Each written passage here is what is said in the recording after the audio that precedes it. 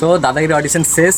দাদাগিরি অডিশনে কী হলো, আমাকে কী কোশ্চেন করলো বা তারা কী জিজ্ঞাসা করলো, কী জানতে চাইলো, সম্পূর্ণ ডিটেলসটা দেখতে হলে বা জানতে গেলে যে দাদাগিরি অডিশন অ্যাকচুয়ালি হচ্ছেটা কি, সেটা জানতে গেলে ভিডিওটা শেষ পর্যন্ত দেখো, পুরো ডিটেলসে বলে দিচ্ছি।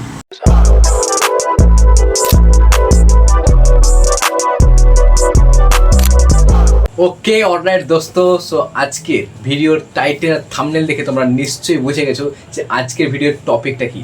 ইয়েস, আজকের ভিডিওর টপিক হচ্ছে দাদাগিরি অডিশন সিজন 11-এর দাদাগিরি অডিশন আমি দিতে গিয়েছিলাম। অ্যান্ড দাদাগিরি অডিশনে আমি কীভাবে গেলাম, কীভাবে আমি কন্ট্যাক্ট করলাম তাদের সাথে, এবং ওখানেই দাদাগিরি অডিশনে গিয়ে কী কী এক্সপিরিয়েন্স আমার হলো, কী কী প্রশ্ন করেছিল অ্যান্ড কেমন ফিল হয়েছে আমার, সম্পূর্ণ জানাবো আজকে ভিডিওটাই।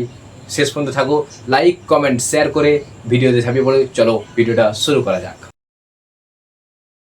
সো সকাল 5:30-5টার দিকে আমি বেরিয়ে গিয়েছিলাম বাড়ি থেকে। অ্যান্ড বাড়ি থেকে স্নান টান করে একদম পুরো রেডি হয়ে আমাদের দাদাগিরির যে অডিশনের লোকেশন ছিল, অর্থাৎ 21শে জুন যে অডিশনের ডেট ছিল, যেটা হয়েছিল মেদিনীপুর DAV পাবলিক স্কুলে, সেই DAV পাবলিক স্কুলের উদ্দেশ্যে রওনা দিয়েছিলাম সকাল 5টাতে।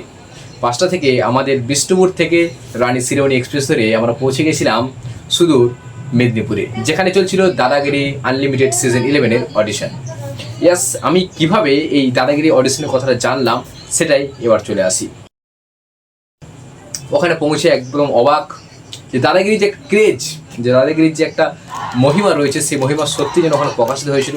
আমরা যখন গিয়েছিলাম তখন প্রায় 5 থেকে 7 জনের মতো ছিল, কিন্তু পরবর্তীকালে দাদাগিরির যে অডিশন দিতে মানুষের ভিড় আস্তে আস্তে জমা হতে শুরু করে, মানুষ আসতে শুরু করে, লম্বা লাইন পড়ে যায়, দীর্ঘক্ষণ আমাদের ওখানে দাঁড়িয়ে থাকতে হয়, অনেক বড় লাইন।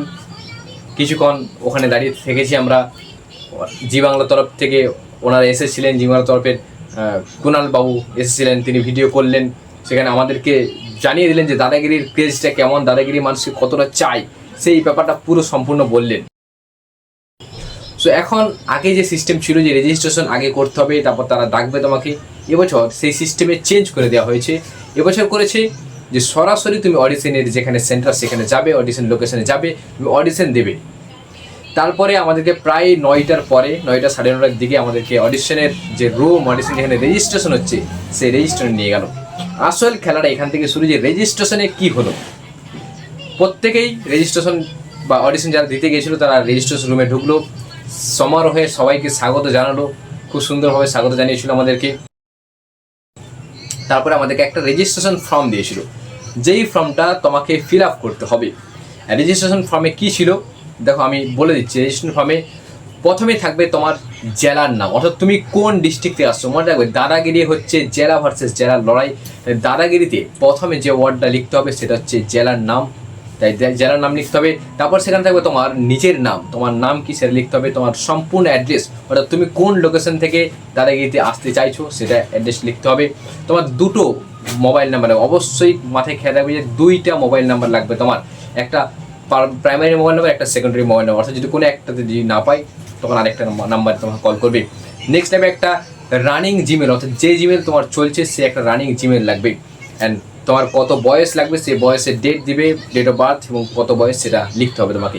অ্যান্ড সবচেয়ে মেন ইম্পর্টেন্ট যে পার্ট, যে জায়গাটা, সেটা হচ্ছে তুমি কেন নিজেকে দাদাগিরি মনে করছো, তোমার নিজের জীবনের দাদাগিরির কাহিনীটা কি, সেই কাহিনীটা তারা শুনতে চাই। সেই কাহিনীটাকে 2টা লাইনের মধ্যে তোমাকে তুলে ধরতে হবে।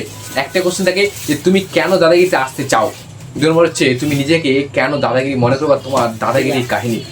প্রথম পেজটাই তোমাকে ফিল আপ করতে হবে, এবং পেজে ফিল আপ করার আগেই তারা তোমার কাছ থেকে 2 কপি ফটো নিয়ে নেবে, অর্থাৎ পাসপোর্ট সাইজে 1 কপি তোমার কাছ থেকে নিয়ে তারা স্ট্যাপেল করে দেবে, এবং পরবর্তীকালে যদি প্রয়োজন হয় আরও 1 কপি তারা নিয়ে নেবে তোমার কাছ থেকে। ফর্ম ফিল আপ করার পরে তোমাদেরকে অডিশন রুম যেটা হবে, অডিশন যে রুম, সেই রুমে ডাকা হবে। ইয়াস, মনে রাখবে এখানে একজন করে ডাকবে না, এখানে 5 জন করে আমাদের ডেকেছিল। তো সেখানে অডিশনে আমাদেরকে 5 জনকে ঢুকেছিল, আমার সামনে আরও 4 জন ছিল, আমি 5 নম্বর ছিলাম। এইবার হচ্ছে আসল কাহিনীটা, যে অডিশন রুমে কি হলো, যেই কথাটা অনেকেই জানে না, যেই কথাটা অনেকেই স্কিপ করে যায়।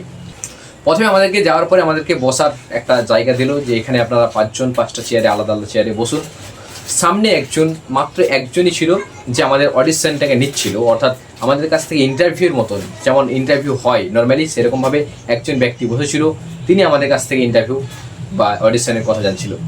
প্রথমে গিয়েই যে কথাগুলো জিজ্ঞাসা করলো, প্রথমে তোমার ফর্মটা নেবে বা আমার যে ফর্ম নিল, প্রথমে ফর্ম নিল, তারপর সেখানে জিজ্ঞাসা করলো আমার নাম কি, ফর্মটা তুলেই আমার নাম কি জিজ্ঞাসা করেছিল আগে। তারপরে জিজ্ঞাসা করছে আমি কোথা থেকে এসেছি।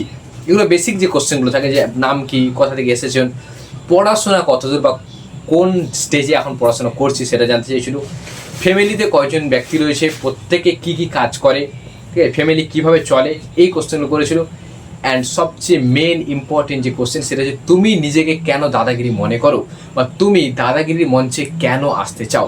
এই কোশ্চেনটি তারা প্রত্যেককেই করছে, আমাকেও করেছে, বাকিদেরকেও করেছে। অ্যান্ড আরেক যদি তুমি স্টুডেন্ট লাইফে থাকো, যদি রানিং পড়াশোনা চালিয়ে যাও, তাহলে তোমাকে জিজ্ঞাসা করছে যে তুমি ভবিষ্যতে কি হতে চাও, ভবিষ্যতে তোমার লক্ষ্যটা কী, অ্যান্ড দাদাগিরি মঞ্চে কেন আসতে চাও। যদি এই কোশ্চেনগুলো সঠিক অ্যান্সার দিয়ে দিতে পারো, সঠিকভাবে তাদের মনোমুগ্ধকর যদি কোনো অ্যান্সার দিতে পারো, যে তোমার লাইফের স্ট্রাগলটা যদি তোমাদেরকে দেখাতে পারো, তুমি দাদাগিরিতে আসলে সাধারণ মানুষের কী উপকার হবে সেটা যদি দেখাতে পারো, তবেই তুমি ওখানে সিলেক্ট হবে। তাদের বক্তব্য হচ্ছে এটাই। ওখানে কোনো কুইজ বা জিকের কোনো কোশ্চেন করে না, তুমি তোমার কোনো কী নলেজ আছে সেটা জানতে চায় না ওখানে, কারণ নলেজ জানার একমাত্র হবে সেটা দাদাগিরি মঞ্চে। ওখানে শুধু জানবে তুমি কেন নিজেকে দাদাগিরি মনে করছো, তুমি কেন দাদাগিরি মঞ্চে আসতে চাও। জাস্ট এই প্রশ্নটি তারা সবাইকে করছে, এবং এই প্রশ্নের উত্তর সঠিকভাবে দিতে পারলেই দাদাগিরি অডিশনের জন্য বা দাদাগিরি মঞ্চের জন্য তুমি সিলেক্ট হয়ে যাবে। এই ছিল দাদাগিরির ভিতরের ঘটনা, এই ছিল দাদাগিরি অডিশনের মূল কাহিনী। সো ভিডিওটা ভালো লাগলে অবশ্যই লাইক, শেয়ার, সাবস্ক্রাইব করবে। আর এরকম দাদাগিরি অডিশনের ভিডিও যদি আরও পরবর্তীকালে চাই, তাহলে তোমাদের সঙ্গে অবশ্যই শেয়ার করব। ততক্ষণকে ভিডিওটা লাইক, কমেন্ট, শেয়ার করে সাবস্ক্রাইব করে বন্ধুদের সঙ্গে শেয়ার করবে, অল নোটিফিকেশন অন করবে। ধন্যবাদ, জয় হিন্দ।